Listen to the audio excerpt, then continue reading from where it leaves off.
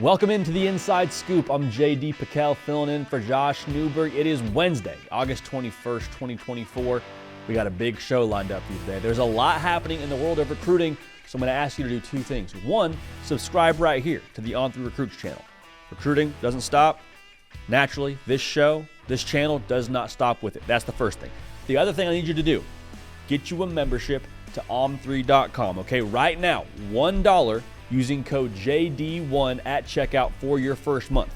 A lot of y'all, you enjoy the YouTube channel, you enjoy shows like this and the Wilt Fong Whip Around and the 5-Star Flex here on this platform. But if you want to really lean in, you want to take your fanhood to the next level, you get that membership, get you access to all the content from Steve Wiltfong, from Chad Simmons, and from your favorite fan site. So again, JD1 is the code to use here, $1 for your first month. Again, massive show lined up for you today. We got Justin Wells talking all things Texas from inside Texas. Then we're going to go out to Lincoln, Nebraska, and talk to Sean Callahan from Huskers Online. A lot of good intel from both those sites right now around 5-star Michael Terry. Then we're going to wrap things up, take you out to the Plains in Auburn, Alabama. Deuce Knight now, a lot of buzz around his commitment to Notre Dame, and if he's going to flip to the Tigers, we have the latest from Jeffrey Lee. So sit back, relax. We got a lot of recruiting to talk, and that starts right now. What's going on out there in Austin, Texas on the recruiting trail? Who better to make sense of it all than Inside Texas's very own Justin Wells? Justin, a lot of big decisions are on the horizon, perhaps none bigger than 5-star safety Jonah Williams. I know he's announcing this weekend. Anything you're hearing around him as it pertains to the Longhorns right before his decision? You know, JD, this recruitment has become it's really interesting because Jonah and his family have been really good about keeping a lot of this close to the vest. This is a group that does not look for attention on social media, and that is refreshing, in my opinion. It feels like it's been half a dozen teams that have had some sort of lead in this recruitment, from Oklahoma to Texas A&M to Oregon, LSU, USC, and the one school he didn't take an official visit to is to Texas. And there's some guarded optimism right now in Austin when it comes to Jonah Williams. He's announcing on Saturday from his stadium at Galveston Ball High School. On3 is going to be on the scene, ready to cover it. I'll be there as well. My answer could change in 30 minutes. It could change in 3 hours. This is a fluid recruitment as much as you can imagine.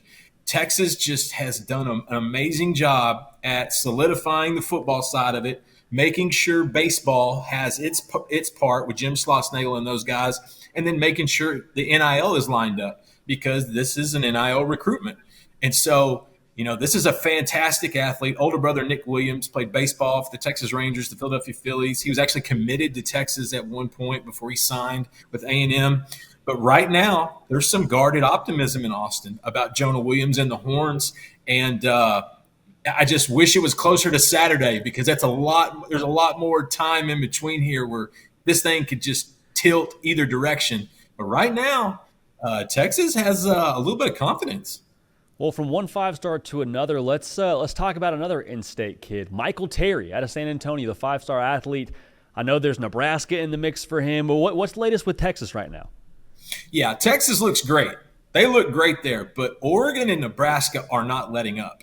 Oregon, he's got a close relationship with OC Will Stein. When he was the OC at UTSA, he actually offered Terry in 8th grade. And anybody that knows Coach Stein he's a tremendous coach, tremendous man. He's been building that relationship. Nebraska may be recruiting him the hardest. When Matt Rule sends the entire staff to Alamo Heights to hang out with the number one athlete, you get his attention. And he's even talked. We had Joe Cook was on the scene for his scrimmage last Friday. Got to talk to him a little bit. He's looking at another trip to Texas, looking at a potential trip to Oregon. He even talked about going to Lincoln and possibly seeing Nebraska. There's a little bit of whisper that this decision could go into his senior year, but I still feel like him and his family want to get this over with before the senior season starts if they can. Now, if that changes, that remains to be seen. That's something we have to keep our ears to the ground. But to me, I think Texas has the lead there. I think they just have to hold on pretty tight because, like I said, Oregon is doing a tremendous job in this cycle in 2020, 2025. Give them a lot of credit.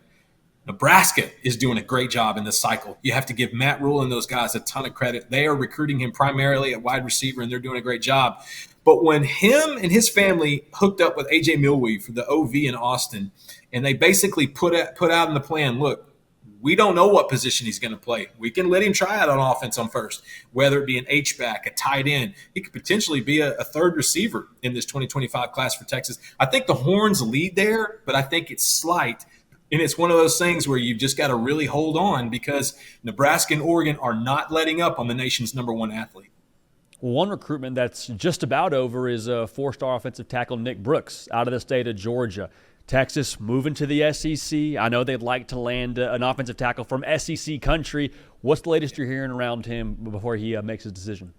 Yeah, man. Nick Brooks is the quintessential large human that Kyle Flood, the O-line coach of Texas, covets. 6'7.5", 350. I mean, he's just a big boy. And it really, he had a ton of offers, and he moved in from Iowa. This is a kid that was down to Texas, USC, and Georgia.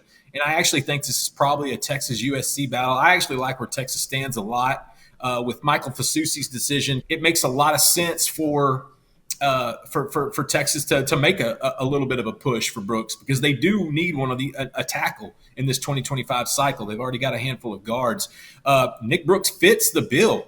He's exactly what Kyle Flood looks for in these big tackles. He reminds me a little bit of Cam Williams, maybe not as athletic, but definitely stronger and with really good feet. And so, Kyle Flood, every cycle, Kyle Flood is going to get one of the largest kids in that class. He does it every year. And I'm a big fan of Nick Brooks, not just on the field, but I love that I think NIL is going to be one of the factors that helps Nick Brooks' life. A lot of times the NIL numbers get thrown out, a lot of conjecture, a lot of stipulation. But with Nick Brooks, I think this is an example where NIL is going to change his life. I think it's going to help him. I think it's going to help his family. And I think those are the stories I want to hear more when we're talking about the NIL space. Well, a lot still on the board for the Longhorns. A lot of decisions about to be made here within the course of the next month or so. Justin Wells from Inside Texas, thanks for stopping by the Inside Scoop. None but love, JD. Let's check out what's going on in Lincoln, Nebraska, and who better to chop it up with than Husker Online's very own Sean Callahan. Sean, a name that continues to be in the mix for Nebraska fans when it comes to the recruiting trail. Four-star linebacker Christian Jones. What's the latest on him, Sean? Yeah, with Christian Jones right now, he has said that he plans to make a mid-September decision. Miami is another player, but obviously Oklahoma and Nebraska are the two out in front. He's official that both schools, Nebraska hopefully can get them in early. And I think one advantage the Huskers do have in September is they're home for 4 games in a row over the month of September. There's not a lot of teams in college football that can say that. We're on the flip side last year. Nebraska, I believe, was one of only 2 programs in the nation as a Power 4 especially that had to open the season up back-to-back weeks with road games. So that means no recruiting visitors and whatnot. But this year, that's going to allow guys like Christian Jones ideally to maybe get back to campus again. Now, another name that I'm sure Nebraska fans are trying to keep a close pulse on is 5-star athlete Michael Terry out of San Antonio, Texas. What's the latest buzz around Terry right now, Sean? Yeah, Michael Terry came back to Nebraska again after his official visit and had a great visit in July on that 1 week in July that you could host on-campus visitors. He has since delayed making an official announcement and plans to return now back to Nebraska for one of the games in September. So that's big. If Nebraska can get off to a good start and really show him what his role could be for them with Dylan Raiola now officially the starting quarterback and what this will all look like, I think that could go a long way with Michael Terry. Now, Texas, where he's at located, they are probably the team to beat. There's no question. But Nebraska, I think, has a very good plan. They've opened up Terry's eyes enough to get him back for a third time. And if you can get a guy to Nebraska 3 times, with the third being a big home weekend, I think that could go a long way in making up some ground. And Sean, you mentioned Dylan Raiola. Like, how much of the pitch is he a part of for Nebraska, trying to land someone that is a 5-star caliber like a Michael Terry? Well, yeah, Dylan Raiola is such a big part of all of this. I mean, even with David Sanders, he was the lead recruiter. And Michael Terry, they communicate back and forth. To recruit a 5-star, it's nice to have a 5-star involved, and Nebraska has that with Raiola at the correct position as well, quarterback. And with Terry, the pitch they've made to him is, we are going to create a position for you. We're going to utilize you like a Debo Samuel type guy, where you could possibly even be a running back, a receiver, all sorts of different ways they could utilize his body and his skill set as an athlete. And I know that really intrigued him moving forward. And they're actually doing something similar right now with Carter Nelson, who came in as a tight end, but they've essentially just created a receiver position for him where he'll split out and create matchup problems. So that's one thing about this offense now moving forward, especially with a quality quarterback like Raiola. They're going to have the ability to do a lot more things, and they'll be able to show it to recruits now on game days. Yeah, never a bad pitch for a playmaker to hear, hey, we're going to get you the football. Doesn't matter how. Like, you come here, you will see a lot of the rock. Probably a pretty foolproof pitch, at least, to make on Nebraska's side of things for Michael Terry. But we mentioned Dylan Raiola. I want to ask another question about him. He just got announced as the starting quarterback for Nebraska, but his brother is a 2026 quarterback, Dayton Raiola. Is there any buzz around him starting with Nebraska in terms of what he might be doing? Well, Dayton Raiola made his first start for Buford on Friday night. They played a huge game. They lost. There was a big weather delay in the middle of the game, lots of rain conditions. It was not really a day conducive for offensive football. So he did not light the world on fire going 5 of 10 passing, but it just wasn't really a game that you could throw in. The line had a lot of protection issues, it appeared, when you watched the tape of that game. But yeah, Dayton Raiola, there's no question, is on the radar. And he'll be up here, I'm sure, for a number of home games with the family. Atlanta to Lincoln, a very easy flight. So they'll get up here very quickly to Omaha on some directs. And especially early in the year, Nebraska plays 3 straight weeks at night. One of those is a Friday, but Colorado and Northern Iowa are night games. The opener is a 2:30 game. So I think you'll see Dayton Raiola and Lincoln quite a bit here over the month of September. Feels like for just all recruits that are maybe considering Nebraska or have an eye towards the Cornhuskers, like being able to be able to win that game over Colorado just on a national stage, kind of create some momentum, could mean good things in the recruiting show. Have to think there'd be some positive things that could potentially come from that. From Husker Online, the best in the business, Sean Callahan. Sean, thanks for stopping by the Inside Scoop. Anytime. Thank you, JD. Now, there is no shortage of buzz right now on the Plains. There's a lot of buzz about a specific quarterback who's committed to another school. So to break it all down from Auburn Live, the best in the business, Jeffrey Lee. Jeffrey, let's just get right to it, man. Deuce Knight, he's going to be on campus again. What's the latest development there with the Notre Dame commit right now and as it stands with Auburn? Yeah, Steve Wiltfong reported Monday night that Deuce is coming back with his mom, his brothers, his sisters, and I really think that's really good writing on the wall for Auburn. His whole family was just in Auburn not 3 weeks ago for during Big Cat Weekend. Deuce wasn't there for the activities and stuff, but he arrived on campus later that day. His parents were already there. JD, I'm going to be honest with you, that to me said a lot, and then to have him already openly confirming to reporters that he's coming back for the season opener. If you didn't like Auburn's chances before now, you really should now. And I think the question for a lot of folks is like, okay, he's been committed to Notre Dame for a while. Ole Miss was a school that kind of got lumped in with him for a while because he's, in the state of Mississippi. Why now for Auburn? Why is all of this sort of just, coming to the surface at this point in time? Well, I think it goes back to the quarterbacks they've recruited in the past. They were really heavy on Husan Longstreet. They really pushed hard for him to get him in the class back in the spring. He ultimately chose A&M. And then it seemed like their focus turned to Juju Lewis and flipping him from USC. And, they were on the Juju Lewis train there for a long time. And I feel like Hugh Freeze and Ken Austin and Derek Nix, got to the point where, either you're going to or you're not, because we really need to make a move here at quarterback. We really want to have this position locked down going into the season.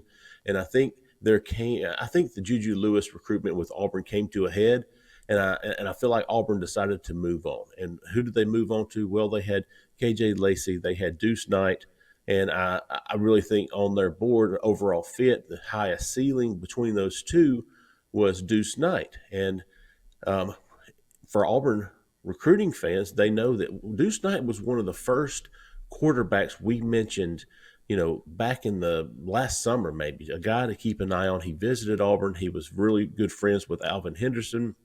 We had heard some buzz that those two wanted to play in college together. So early on, he was one of the guys we were, highly focused on in its coverage. And then, of course, he ended up committing to Notre Dame, September, almost a year ago. So when they pivoted back to Deuce Knight, it was full steam ahead. The SEC pitch there to him, the proximity to home was there for him, familiarity with the recruits, playing with guys that he has become friends with. And I really think Auburn just, put its claws in him and is not going to let him go until he tells them no. And that's obviously something that has not happened. Yeah, it's a good strategy. If you're recruiting a quarterback, make them tell you no. It's a good way to go about doing things. And now, whenever you land a quarterback, and just in recruiting in general, it seems to be a pretty big factor when it comes to momentum and landing other recruits. Is there anyone that you're like, hey, if they do flip Deuce Knight, keep an eye on this guy or that guy to be swept up in the ripple effect? Absolutely, especially at quarterback, and a prominent guy like Deuce Knight just kind of increases all those odds. But I think the one guy that we're all going to be watching is Caleb Cunningham, the 5-star wide receiver from Mississippi, who visited Auburn, left with Auburn #1, and then 2 weeks later visited Alabama and subsequently committed to Alabama. There's really good relationships there with Caleb Cunningham, with Derek Nix, with Hugh Freeze, with Marcus Davis. And I really feel like even without Deuce Knight, I think Auburn still has a chance with Caleb Cunningham, but certainly not as much. You get Deuce Knight in the fold heading into the season, you get him to come back and get Caleb Cunningham on campus. I think Auburn could at least make Alabama worry a little bit before signing day. Jeffrey, outside of Deuce Knight, who else is someone that you would peg as maybe a top priority for Auburn? I know you mentioned Caleb Cunningham already, but anybody else outside of those guys that maybe is on the radar for the folks over at Auburn? Yeah, absolutely. Before the season starts, Auburn is wanting to get this class as full as possible before the season. They know last year was all about recruiting. This year is all about winning during the season. So they want to have as much recruiting done as possible before next week, before the season opener. So they would like to get a quarterback in the class. They'd like to get, Andrew Babalola, the 5-star offensive tackle, Tyler Lockhart, the 4-star linebacker from Mississippi. So there's several guys, Usman Kroma, 4-star running back from South Georgia. A lot of guys, Malachi Goodman. There's about 5 or 6 guys that we're really keeping an eye on right now heading into this last week before Auburn kicks off its season. A lot of these guys have announced that they would like to have decisions made before then or shortly thereafter. So all of those guys, these top targets on Auburn's board. Auburn's got 22 commitments right now, and if they were to get half of the guys that I just mentioned, they're up to 25, 26.